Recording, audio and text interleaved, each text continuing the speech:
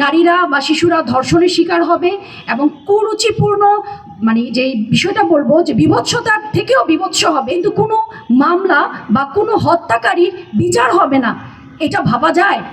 বাংলাদেশের প্রচলিত আইনের যে ব্যবস্থা, সেই ব্যবস্থার প্রতি যে আইনের প্রতি আমার সম্পূর্ণ আমি শ্রদ্ধা জানাই, কিন্তু এই যে আইনটা প্রয়োগটা, সেই প্রয়োগের ব্যাপারে আমার অনেক বড় অ্যালার্জি আছে যে এই প্রয়োগটা কেন টাইম টু টাইম হচ্ছে না।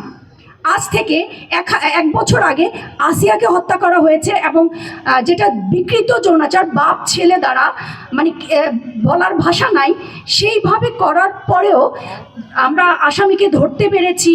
আসামিগুলোর ডিএনএ টেস্ট রিপোর্ট বা বিভিন্ন যে আনুষঙ্গিক আইনি ব্যবস্থাগুলো আছে সেখান থেকেও আমরা প্রকাশ পেয়েছে যে এই খুনি ওরা, অথচ আজকে 1 বছর হয়ে গেছে এই হত্যার বিচার হচ্ছে না।